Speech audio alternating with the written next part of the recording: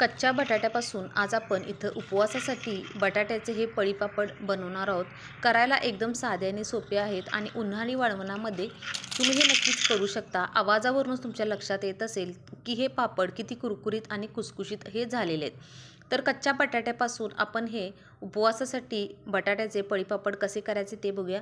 पण त्याआधी चॅनलवर जर नवीन असाल आणि माझा व्हिडिओ जर पहिल्यांदाच बघत असाल तर चॅनलला नक्की सबस्क्राईब करा आणि शेजारचे बेल आयकॉन देखील प्रेस करा, कारण अशा सिंपल रेसिपी आपल्याला चॅनेलवर तुम्हाला बघायला मिळतील. चला तर मग रेसिपीला सुरुवात करूया. इथं मी मीडियम साईजचे हे 3 बटाटे घेतलेले आहेत. आता आपल्याला या बटाट्याच्या साली काढून घ्यायचे आहेत. तिन्ही बटाट्याच्या आपल्याला ह्या साली काढून घ्यायच्या आहेत आणि बटाट्याच्या साली काढल्यानंतर आपल्याला हा बटाटा डायरेक्ट पाण्यामध्ये घालून घ्यायचा आहे, जेणेकरून बटाटा काळा पडणार नाही. अशा पद्धतीने इथे मी तिन्ही बटाट्यांच्या साली काढून घेतलेल्या आहेत आणि त्यानंतर आपल्याला या बटाट्याचे छोटे छोटे अशा पद्धतीने तुकडे करून घ्यायचे आहेत. तुम्ही बघू शकताय की तिन्ही बटाट्यांचे मी अशा पद्धतीने छोटे तुकडे करून घेतलेले आहेत. आता हा बटाटा आपल्याला एक 3 ते 4 वेळा स्वच्छ पाण्याने धुवून घ्यायचा आहे, जेणेकरून या बटाट्याचे स्टार्च सगळा निघून जाईल आणि अगदी बटाटा आपला हा पांढरा शुभ्र दिसेल. एक 3 ते 4 वेळा स्वच्छ पाण्याने धुतल्यानंतर तुम्ही बघू शकताय की अगदी पांढरा शुभ्र आपला बटाटा हा निघलेला आहे. आता मिक्सरच्या भांड्यामध्ये आपल्याला काय करायचं आहे, थोडा थोडा बटाटा घालून घ्यायचा आहे आणि त्यानंतर थोडंसं आपल्याला गरजेनुसार यामध्ये पाणी घालून घ्यायचं आहे आणि मिक्सरला एकदम बारीक अशी आपल्याला याची पेस्ट करून घ्यायची. आता त्यानंतर कढईमध्ये मी 2 वाट्या बरोबर पाणी घालून घेतलेलं आहे. याच्यावरती आपल्याला चाळण ठेवायचे आहे आणि त्यानंतर आपल्याला ही पेस्ट या चाळणीवरती घालून घ्यायची आहे आणि आपल्याला बटाटा हा डायरेक्ट पाण्यामध्ये गाळून घ्यायचा आहे, जेणेकरून बटाटा काळा पडणार नाही. म्हणून बटाटा आपल्याला डायरेक्ट पाण्यामध्येच अशा पद्धतीने गाळून घ्यायचे. तर अशा पद्धतीने आपल्याला सगळा बटाटा थोडा थोडा मिक्सरच्या भांड्यामध्ये घालून घ्यायचा आहे आणि गरजेनुसार पाणी घालून बारीक पेस्ट करून घ्यायची आणि डायरेक्ट पाण्यामध्ये आपल्याला अशा पद्धतीने बटाटा हा गाळून घ्यायचा आहे, जेणेकरून तो काळा पडणार नाही. सुरुवातीला मी 2 वाट्या कढईमध्ये पाणी घेतलेले आहे. आमटीची आपली छोटी वाटी असते त्या वाटीने मी 2 वाट्या पाणी घालून घेतलेलं आहे आणि गरज वाटली तर आपण नंतर पाणी यामध्ये ॲड करणार आहे, पण सुरुवातीला मी 2 वाट्या पाणी घालून घेतलेलं आहे.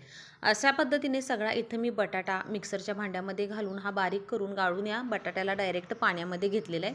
आता ही कढई आपल्याला गॅसवर ठेवायची आहे आणि आपल्याला सतत असं एकसारखं हलवत राहायचं आहे. आता हा बटाटा आपल्याला 20 ते 25 मिनिट आपल्याला छान असा एकजीव करून घ्यायचा आहे, म्हणजे शिजवून आपल्याला हा बटाटा 20 ते 25 मिनिट घ्यायचा आहे.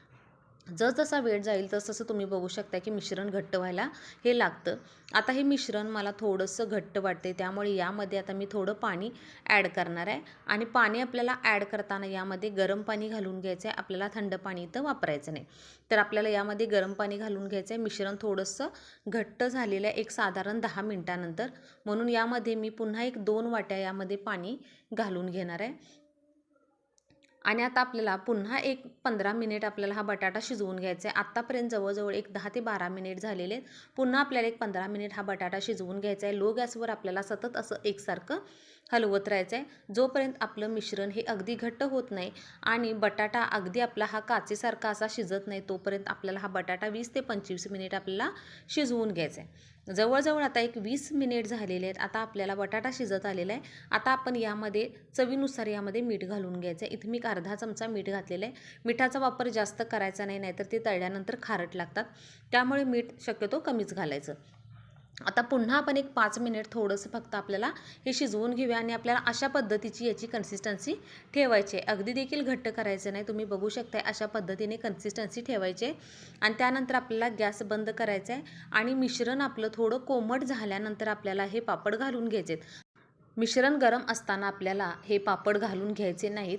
थोडंसं हे कोमट झाल्यानंतरच आपल्याला अशा पद्धतीने याचे पळीपापड हे घालून घ्यायचे आहेत आणि एक दिवस उन्हामध्ये वाळवल्यानंतरच तुम्ही बघू शकताय की अगदी पातळ असे काचेसारखे हे पापड तयार होतात आणि करायला तर एकदम साधे आणि सोपे आहेत. आपण कच्च्या बटाट्यापासून अगदी झटपट असे हे उपवासासाठी पळीपापड करू शकतो. तुम्ही नक्की करून बघा. एकदम पातळ असे काचेसारखे पातळ हे पापड तयार होतात आणि तेलात टाकल्यानंतर अगदी दुप्पट तिप्पट हा पापड फुलून निघतो. अगदी तेलात टाकल्यानंतर याला पटकन बाहेर काढून घ्यायचं, नाहीतर तो लालसर पडू शकतो. तर अशा पद्धतीने इथे मी काही हे पापड तळून घेतलेले आहेत. तुम्ही बघू शकताय की अगदी पातळ आणि कुरकुरीत आणि खुसखुशीत हे पापड तयार झालेले आहेत. तुम्हाला मी एक मोडून देखील दाखवते. आवाजावरूनच तुमच्या लक्षात येत असेल की हा पापड एकदम कुरकुरीत आणि खुसखुशीत असा तयार होतो. तर तुम्ही उपवासासाठी नक्कीच कच्च्या बटाट्यापासून अशा पद्धतीने पळीपापड नक्की करून बघा. करायला एकदम साधे आणि सोपे आणि अगदी काचेसारखे हे पातळ असे पापड तयार होतात. तर व्हिडिओ कसा वाटला कमेंट करून सांगा आणि व्हिडिओ थोडा जरी आवडला तर चॅनलला नक्की सबस्क्राईब करा.